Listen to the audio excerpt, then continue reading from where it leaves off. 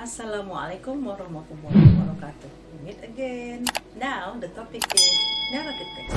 In a narrative text is an imaginative story. Ya, cerita tentang Cinderella atau segala macam itu termasuk ke dalam naratif. The purpose of narrative is to amuse or entertain the reader. Jadi tujuan dari teks naratif ini adalah untuk menghibur pembaca.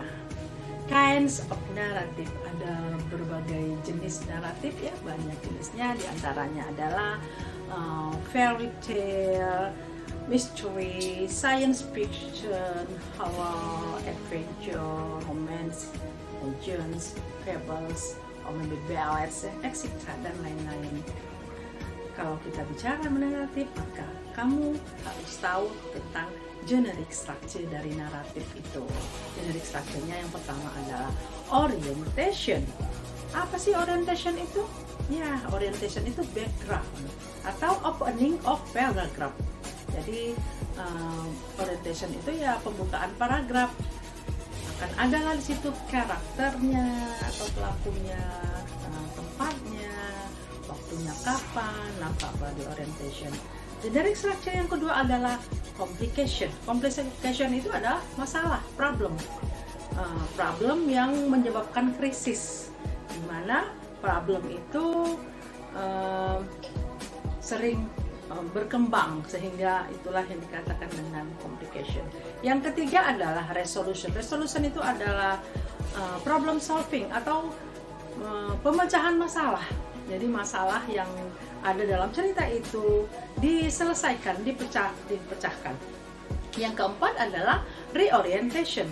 Reorientation artinya ending dari cerita. Mungkin nanti ada happy ending, sad ending. Lalu di dalam reorientation itu akan muncul moral value. Oke? Now example of narrative text. Lake Toba. Once upon a time, there was a handsome man. His name was Batara Guru Sahala. He liked fishing. One day, he caught a fish. He was surprised to find out that the fish could talk. The fish begged him to set it free. Batara Guru could not bear it. He made the fish free. As soon as it was free, the fish changed into a very beautiful woman. She attracted Batara Guru so much, he fell in love with that fish woman. The woman wanted to marry him and said that Batara Guru had to keep the secret, which she had been a fish. Batara Guru agreed and promised that he would never tell anybody about it.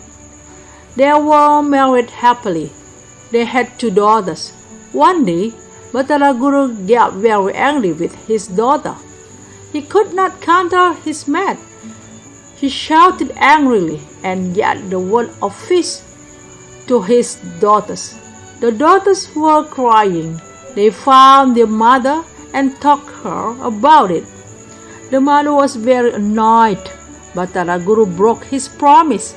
The mother was shouting angrily. Then the earth began to shake. Volcanoes started to erupt. The earth formed a very big hole. People believe that the big hole became a lake. Then this lake is known as Toba Lake. Itu enak ya, itu contoh legenda tentang asal-usul Danau Toba.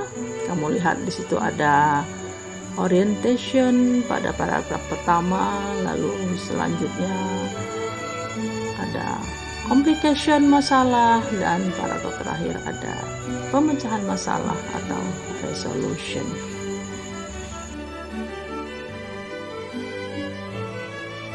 Kamu melihat banyak penggunaan verb to dalam teks di atas tersebut, sehingga kesimpulan yang di atas tentang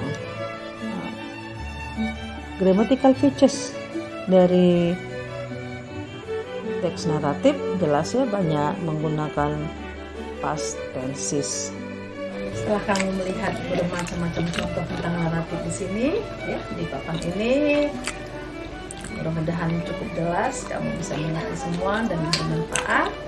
Oke, sampai di sini dulu pertemuan kita kali ini. Harapannya kedepannya kita akan jumpa lagi dengan topik atau materi yang lain lagi. Oke, assalamualaikum warahmatullahi wabarakatuh. Bye bye. You never see it coming.